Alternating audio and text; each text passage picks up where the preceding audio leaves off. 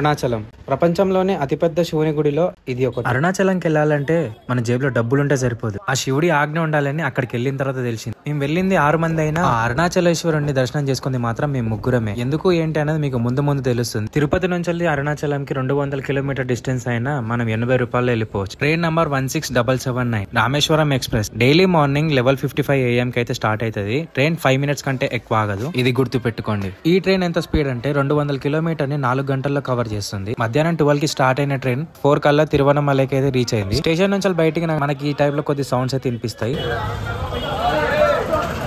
గాలను పట్టించుకోకుండా కొద్దిగా కమ్మం దాటి ముంగటికి వెళ్ళినామంటే కొన్ని ఆటోలు కనిపిస్తాయి. స్టేషన్ దగ్గర 50 రూపాయలు అన్న వాళ్ళు గీడైతే 30 రూపాయలు అంటారు, కానీ మనం అయితే 15 రూపాయలు అంటాం. స్టేషన్ నుంచి అరుణాచలం టెంపుల్ కి 2 కిలోమీటర్ డిస్టెన్స్ అయినా అది కవర్ చేయడానికి మాత్రం ఆటోలో మాకు 5 మినిట్స్ పట్టింది. ఆటో ఇప్పించింది మాధవ్ అన్న, థ్యాంక్ యూ మాధవ్. డిస్కౌంట్ ఇప్పించిన ఆటో ఇదిగో గుడి వచ్చింది అనుకునే లోపు ఇంతగానో ట్రాఫిక్ జామ్ అయితే అయిపోయింది. ఇంకా తోచేదేం లేక నడుచుకుంటే అయితే వెళ్ళిపోయినాం రాజగోపురం వరకు. టెంపుల్ దగ్గర రీచ్ అవ్వగానే బాగా ఆకలి అవుతుందని చెప్పి పక్కనే ఉన్న దీపం రెస్టారెంట్ లో అయితే వెజ్ మీల్స్ అయితే ఆర్డర్ పెట్టినాం. అండ్ టేస్ట్ అయితే చాలా బాగుండే, వాళ్ళ రిసీవింగ్ కూడా బాగుండే. ఎప్పుడైతే మనం గుడి దగ్గరికి అయితే వస్తామో అక్కడ మనకి వెల్కమ్ ఫీల్ అనేది వస్తుంది. ఎందుకంటే అరుణాచలానికి రావడం అంటే మామూలు విషయం కాదు. కైలాసవాసుడైన శివుడు అరుణాచలేశ్వరుడుగా అవతరించిన భూమి ప్రదేశాన్ని దక్షిణ కైలాస అని కూడా అంటారు. అరుణాచలంకి రాగానే శివుడిని అరుణాచలుడుగా అని ఎందుకు పిలుస్తారని నాకు డౌట్ వచ్చింది. అప్పుడు నాకు తెలిసింది ఏంటంటే పురాణాల గ్రంథం ప్రకారం సృష్టికర్త అయిన బ్రహ్మ మరియు సంరక్షకుడు విష్ణువు మధ్య ఎవరు గొప్ప అనే వివాదం ఏర్పడింది. ఈ గొడవను పరీక్షించడానికి శివుడు కాంతి స్తంభంగా తర్వాత అరుణాచల రూపంలో అవతరించాడని చెప్పారు. ఒక్క భారతదేశం అనే కాదు, ప్రపంచ నలుమూలల నుంచి అరుణాచలేశ్వరుణ్ణి దర్శనం చేసుకోవడానికి వస్తున్నారు. అరుణాచల వాసులు శివుడిని అరుణాచల శివ ఇంకా పార్వతమ్మను అన్నమలై అమ్మన్ అని పిలుస్తారు. మొత్తం అరుణాచలం గుడి 25 ఎకరాలలో స్థాపించబడింది. కొండ చుట్టూ గిరి ప్రదక్షిణ 14 కిలోమీటర్లు ఉంటుంది. గిరి ప్రదక్షిణ చేసేటప్పుడు 8 లింగాలతో పాటు ఎక్స్ట్రా 3 లింగాలు అయితే వస్తాయి. మొత్తం 11 లింగాలు అయితే మనకి దర్శనం చేసుకోవచ్చు. గిరి ప్రదక్షిణం చేసేటప్పుడు మనకి మొట్టమొదటిగా ఎదురయ్యే లింగం ఇంద్రలింగం, అగ్నిలింగం, యమలింగం, నైరుతి లింగం, సూర్యలింగం, వరుణలింగం, వాయులింగం, చంద్రలింగం, వెంకటాభిరామలింగం, కుబేరలింగం, ఈశాన్యలింగంతో పూర్తయిపోతుంది. ఓం నమ శివ. ఇంద్రలింగం ఇది ఫస్ట్ లింగం మనకి. ఇది గిరి ప్రదక్షిణం చేసేటప్పుడు మన ఫస్ట్ ఎదురయ్యే లింగం. ఇంద్రలింగం అనేది దేవతల రాజు మరియు స్వర్గపాలకుడైన ఇంద్రునికి అంకితమైనది. గిరి ప్రదక్షిణ చెప్పులు లేకుండా చేయాలి. బరువు ఎక్కువ ఉన్న వాటిని అయితే తోడుగా అయితే తీసుకెళ్ళకండి. గిరి ప్రదక్షిణ 14 కిలోమీటర్ల దూరం అయితే ఉంటుంది. ఉదయం పూట గిరి ప్రదక్షిణ చేయడం చాలా కష్టం. 9 లోపల అయిపోయేట్టు చూసుకోండి. గిరి ప్రదక్షిణ పౌర్ణమి రోజు ఎక్కువ మంది చేస్తారు. అండ్ కొంతమంది గిరి ప్రదక్షిణ ఆటోలు అయితే చేస్తున్నారు, అది ఎంతవరకు కూడా కరెక్ట్ కాదు. గిరి ప్రదక్షిణ చేసేటప్పుడు మనకి ప్రతి గుడిలో విభూది అయితే ఇస్తారు, అది తప్పకుండా తీసుకోవాలి. ఎంత త్వరగా గిరి ప్రదక్షిణ పూర్తి చేసామన్నది కాకుండా ఎంతసేపు ఆ శివుడికి సమయాన్ని కేటాయించడం అనేది ముఖ్యము, అది బాగా చూసుకోండి. గిరి ప్రదక్షిణ కేవలం మనకు ఎడమ వైపు మాత్రమే చేయాలి, ఎందుకంటే కుడి వైపు దేవతలు సిద్ధులు అదృశ్య రూపంలో గిరికి ప్రదక్షిణ చేస్తూ ఉంటారు కాబట్టి మనం వారికి ఎదురుగా వెళ్ళకూడదు. మగవాళ్ళు గిరి ప్రదక్షిణ చేసేటప్పుడు పంచలు కట్టుకోవడం మాత్రం అస్సలు మర్చిపోకండి. గిరి ప్రదక్షిణ చేసేటప్పుడు మనతో పాటు తోచినంత చిల్లర అయితే తీసుకుని వెళ్ళండి, ఎందుకంటే మధ్యలో సాధువులు కనిపిస్తుంటారు. గిరి ప్రదక్షిణ చేసేటప్పుడు ఎవ్రీ 1 కిలోమీటర్ కి మనకి మ్యాపింగ్ బోర్డ్ అయితే కనిపిస్తుంది. సో దాని ద్వారా మనము ఎక్కడున్నాం అనేది, నెక్స్ట్ ఏ లింగం వస్తుంది అనేది మనం ఈజీగా తెలుసుకోవచ్చు. లింగం అయిపోయింది, కామరాజు స్టాచ్యూ దగ్గర ఉన్నాము. నెక్స్ట్ వచ్చేసి అగ్నిలింగం భయ్యా. సూర్యుడు కూడా అస్తమిస్తున్నాడు. మేమైతే గిరి ప్రదక్షిణం 5 గంటలకైతే స్టార్ట్ చేసినాము. ఇంద్రలింగం అయిపోగానే మనకి లెఫ్ట్ సైడ్ లో అగ్ని వినాయకన్ గుడి అయితే వస్తుంది. అగ్ని వినాయకన్ అనేది గణేశుడి అగ్ని స్వరూపం. ఈ గణేశుడు హిందూ మంత్రం ఓంతో ముడిపడి ఉన్నాడు. ఓంకార స్వరూప అనే పదం గణేశుడికి ప్రాథమిక శబ్దం యొక్క స్వరూపంగా సూచిస్తుంది. అగ్ని వినాయకన్ గుడి దాటంగానే రైట్ సైడ్ లోనే మనకి నెక్స్ట్ గిరి ప్రదక్షిణంలో ఎదురయ్యే 2వ లింగం అగ్నిలింగం అయితే ఎదురైతుంది. మొత్తం ఆవులే ఉన్న ఎంట్రీలా గోమాత.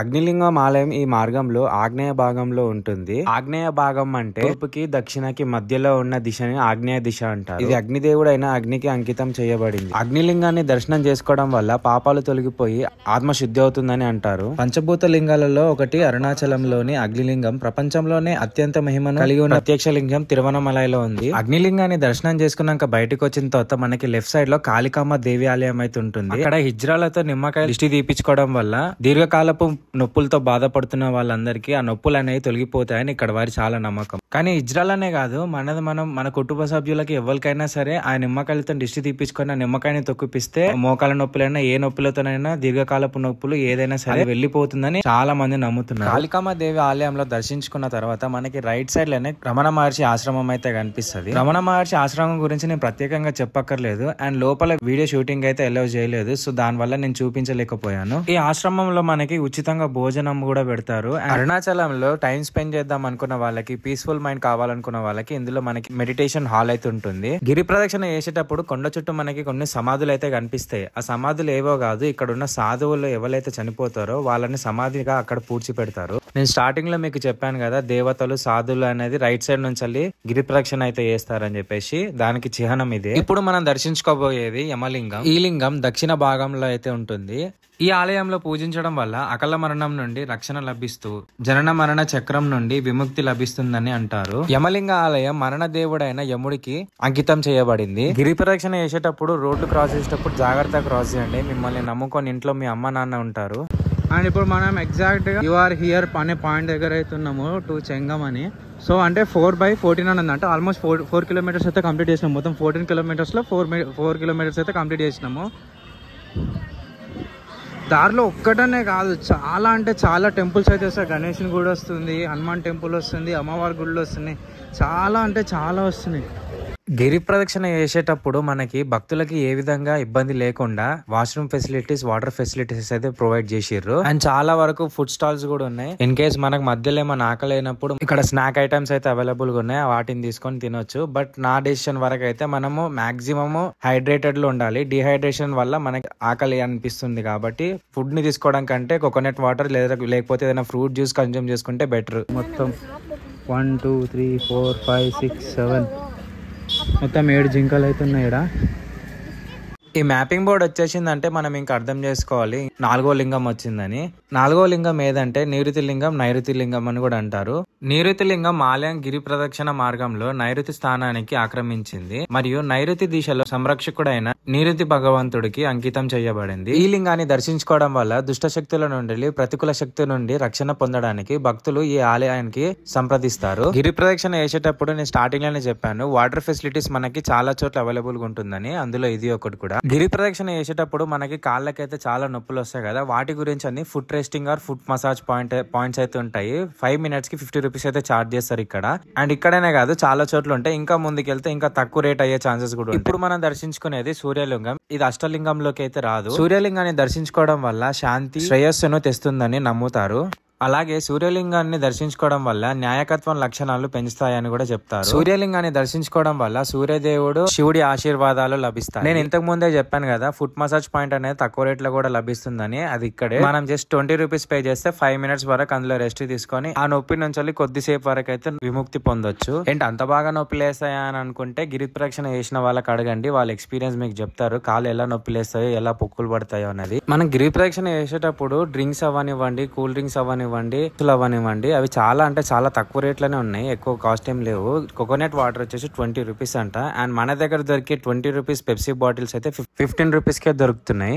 అండ్ చాలా మంది కాళ్ళు నొప్పి లేస్తున్నాయని చెప్పేసి ఇట్లా సైడ్ లో ఫుట్ పాత్ మీద అయితే కూర్చుంటారు. అండ్ కాళ్ళు అయితే మామూలు కాదు, ఘోరంగా అంటే ఘోరంగా నొప్పి లేస్తాయి. అది ఒక్కసారి ఎక్స్పీరియన్స్ చేస్తే అర్థమవుతుంది. కాళ్ళు అయితే మామూలుగా నొప్పి లేస్తలేవు, మొత్తము అగ్గిపోయినట్టు ఉన్నాయి. కాళ్ళకి ఏదో కట్ అయిపోతున్నట్టు అనిపిస్తుంది, సెన్స్ వస్తుంది. వామ్మో, చుక్కలు అనిపిస్తున్నాయి. రాత్రిపూట చిక్కలు, పగటిపూట చిక్కలు కాదు, రాత్రిపూట చిక్కలు. ఇవి మామూలుగా లేదు నొప్పులు. ఓ ఘోరంగా నొప్పి వేస్తున్నారా బాబు. First time ఇంతగానో నడుచుడు. నేనైతే లైఫ్లో ఎప్పుడు నడవలే. ఇంకా మాట 1 కిలోమీటర్ 2 కిలోమీటర్లు నడిచిన డ్యూటీ నుంచి ఇంటికి. లైఫ్లో ఫస్ట్ టైం కింద నుంచి చెప్పలేనంత మండుతున్నాయి. ఏం చెప్పలేక చేయలేక ఆ దేవుడిదే అనుకొని ఓం శివాయ అనుకొని నడుస్తున్నాం. ఏదైతే శివనే వేసుకుంటాడు. వాయులింగం ఆలయం అనేది వాయుదేవునికి ఒక అంకితము. ఈ లింగాన్ని దర్శించుకోవడం వల్ల శ్వాసకోశ వ్యాధుల నుండి ఉపశమనం పొందడానికి మరియు ఆధ్యాత్మిక జ్ఞానోదయం పొందడానికి భక్తులు ఈ ఆలయానికి సందర్శిస్తారు.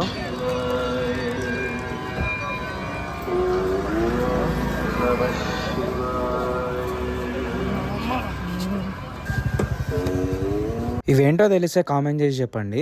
ఇదిగోండి మ్యాప్ దగ్గరకు వచ్చేసిందంటే మనం ఇంకా చంద్రలింగానికి దగ్గరలో ఉన్నామని అర్థం. చంద్రలింగాన్ని చంద్రమౌళేశ్వర శివలింగం అని కూడా అంటారు. శివుని యొక్క విశ్వస్వరూప శక్తిని సూచించే శివలింగాన్ని చంద్రలింగం అని అంటారు. ప్రతి లింగం గుడి ఆపోజిట్ లోనే కొన్ని కోనేరులు అయితే ఉంటాయి. అందులో స్నానం చేసి లింగాన్ని దర్శించుకోవచ్చు. చంద్రలింగాన్ని దర్శించుకున్న తర్వాత మనకు వచ్చేది కుబేరలింగం. కుబేరలింగాన్ని దర్శించుకోవడం వల్ల సంపద మరియు జీవిత స్థితిలో మెరుగుదలను తెస్తుంది. కుబేరుడు అంటే మనందరికి తెలిసిన మాటనే, సంపద మరియు శ్రేయస్సు యొక్క దేవుడు. అలాగే దేవతల సంపదను కాపాడే యక్షులకు అధిపతి కూడా ఈయనే. కుబేరుడు శివుడితో చాలా స్నేహపూర్వకంగా ఉంటారు. కుబేరుడు సంపద యొక్క నిరంతరం బలం కోసం కుబేరుడు తన నిర్దేశిత దిశ నుండి అరుణాచలేశ్వరుణ్ణి పూజిస్తాడని ఇక్కడ పెద్దలు చెప్తున్నారు. కుబేరలింగం నుంచి ఈశాన్య లింగానికి వెళ్లే మార్గంలో మోక్ష మార్గం ఉంటుంది. ఈ మోక్ష మార్గం ప్రవేశం చేయడం వల్ల మన కర్మలను తొలగిపోయి వచ్చే జన్మలో ఇంకో జన్మెత్తకుండా విముక్తి పొందుతాం అని పురాణాలు చెప్తున్నాయి. ఇది ఒక నారో ఛానల్ లాంటిది. ఇందులో ఎంత లావు మనిషి అయినా సరే బయటకు వచ్చేస్తాడు ఈజీగా. ఇలా చేయడం వల్ల ఇంకో జన్మ నుండి మోక్షం దక్కుతుంది. మోక్ష మార్గం నుంచి బయటికి రాగానే మనకి ఇక్కడతో 80% వరకు గిరి ప్రదక్షిణ అయితే కంప్లీట్ అయిపోతుంది. ఇప్పుడు మనం దర్శించుకోబోయేది గిరి ప్రదక్షిణలోని ఆఖరి లింగం ఈశాన్య లింగం. ఈశాన్య లింగం, ఇంద్రలింగం రెండు ముఖ్యమైన లింగాలు. ఒకటేమో గిరి ప్రదక్షిణ స్టార్టింగ్ లో వస్తుంది, ఇంకోటేమో గిరి ప్రదక్షిణ ఎండింగ్ లో వస్తుంది. ఈ రెండిటి మధ్యన మన జీవిత పాఠాలు ఉంటాయి. అవే మనం ఇందాక దర్శించుకున్న 6 లింగాలు. ఇది 8వ లింగం మరియు చాలా మంది ఇక్కడ తమ జీవితాలను ముగించుకుంటారు. ఇంకొక లింగం ఉంటుంది, అదే అరుణాచల శివముక్తి లింగం. ముక్తి లింగం అనేది ఎవరికి కనిపించదు, ఎందుకంటే ఆ లింగం భూమి కింద ఉంటుంది కాబట్టి మనం దాన్ని చూడలేము, పూజించలేము. ఈశాన్య లింగాన్ని దర్శించుకోవడం వల్ల మనశ్శాంతి కలుగుతుంది. అలాగే ఈశాన్యుడు శివుడు 7 రుద్ర రూపంలో ఒక రూపం. శివుడిలాగే ఈశాన్య దేవుడు కూడా జడలు, బుర్రెలు, భయంకరమైన కళ్ళతోని పులి చర్మం పైన కూర్చొని ధ్యానం చేస్తూ ఉంటాడు. ఈశాన్య లింగాన్ని దర్శించుకోవడం వల్ల సంసారం, ఉద్యోగం, వ్యాపారంలో ఏమైనా సమస్యలు ఉంటే అవన్నీ తొలగిపోతాయని చెప్తున్నారు. ఈశాన్య లింగంతో మనం అష్టలింగాలను దర్శించుకున్న తర్వాత మన గిరి ప్రదక్షిణ అయితే ఇక్కడితో పూర్తి అయిపోతుంది. ఈశాన్య లింగం నుంచి అరుణాచలం గుడికి అయితే 1 కిలోమీటర్ డిస్టెన్స్ అయితే ఉంటుంది. దాని బై వాక్ లో అయితే ఈజీగా వెళ్ళిపోవచ్చు. గిరి ప్రదక్షిణ చేసేటప్పుడు మనం కొబ్బరికాయ కొట్టి చేస్తాం కదా, అలాగే ఒక కర్పూరం కూడా జేబులో పెట్టుకుని గిరి ప్రదక్షిణ చేసిన తర్వాత ఆఖరిగా రాజగోపురం దగ్గరకు వచ్చిన తర్వాత ఆ కర్పూరాన్ని వెలిగించాలి. గిరి ప్రదక్షిణ చేసేటప్పుడు నేనైతే ఏ కోరిక కోరుకోలేదు, ఎందుకంటే నాకేం కావాలో శివయ్యకు తెలియదా, మనకేమన్నా ఆయనకు తెలియని సమస్యలా, ఆయనకు తెలియని బాధలా, అవన్నీ ఆలోచించకుండా జస్ట్ శివ అనుకుంటా గిరి ప్రదక్షిణ చేసేయండి. అండ్ మొత్తం గిరి ప్రదక్షిణ పూర్తి అయ్యేసరికి మాకైతే రాత్రి 9 అయితే అయింది. అంటే మొత్తం గిరి ప్రదక్షిణ చేయడానికి మాకైతే 4 గంటలు అయితే పట్టింది. 5 గంటలకైతే స్టార్ట్ చేసినాము, 9 o'clock అయితే ఎండ్ అయిపోయింది. అండ్ టెంపుల్ టైమింగ్ వచ్చేసి మార్నింగ్ 6 నుంచి మధ్యాహ్నం 12 వరకు, అండ్ మధ్యాహ్నం 3 నుంచి నైట్ 8 వరకు అయితే ఓపెన్ ఉంటది. అండ్ టెంపుల్ దగ్గర మనకి లాకర్స్ అయితే అవైలబుల్ గా ఉంటాయి. అక్కడే మనము లగేజ్ లన్నీ పెట్టేసుకోవచ్చు. టెంపుల్ మార్నింగ్ 6 o'clock ఓపెన్ అవుతుందంటే మేము 5:30కే దర్శనం చేసుకుందాం అని చెప్పేసి వచ్చేసినాము. కానీ ఇక్కడేమో లైన్ ఏమో బీభత్సంగా ఉండే. మొత్తం 6 మందిలో ఇంకో 3 అయితే ట్రైన్ కి లేట్ అయిపోతుంది అని చెప్పేసి వాళ్ళైతే వెళ్ళిపోయారు. ఇంకా మేము ట్రైన్ టికెట్ క్యాన్సిల్ అయినా పర్లేదు, మేమైతే దర్శనం చేసుకుందాం అని చెప్పేసి ఇంకా లైన్ లో నించున్నాం. దర్శనానికి 2 దారులు అయితే ఉంటాయి. ఒకటి ఫ్రీ దర్శనం ఒకటి ఉంటుంది, ఇంకోటి 50 రూపీస్ దర్శనం అయితే ఉంటుంది. లేట్ అయినా పర్లేదు, ఫ్రీ దర్శనం లైన్ లోకి వెళ్ళిపోండి, ఎందుకంటే మళ్ళీ ఎప్పుడు వస్తామో తెలియదు ఈ ప్లేస్ కి. ఈ ఆలయం శివుడి ఆజ్ఞతో విశ్వకర్మ నిర్మించారు. ఈ ఆలయం చుట్టూ అరుణమనేపురం నిర్మించబడినది అని పురాణాలు చెప్తున్నాయి.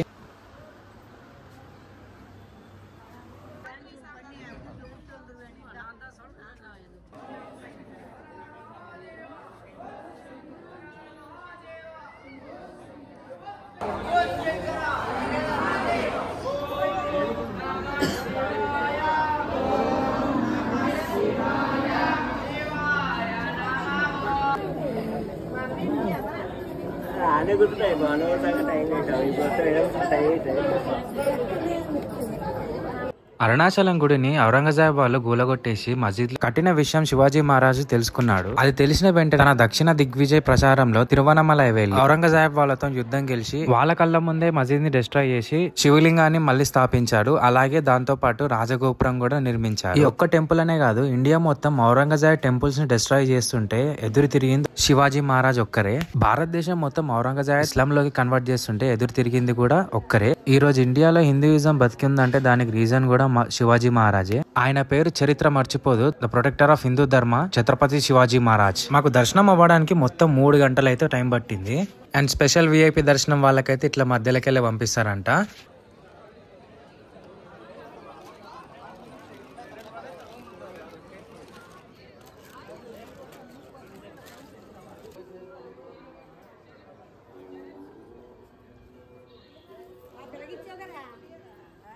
ఐ హోప్ మీకు ఈ వీడియో నచ్చిందని అనుకుంటున్నా. ఇన్ కేస్ నేను ఏమన్నా ఈ వీడియోలో తప్పుగా మాట్లాడితే నన్ను క్షమించండి. అలాగే వీడియో నచ్చితే please do like, share and channel ని మటుకు సబ్స్క్రైబ్ చేసుకోండి. ఇంకో కొత్త వీడియోతో మళ్ళీ మీ ముందుకు వస్తా. Thank you.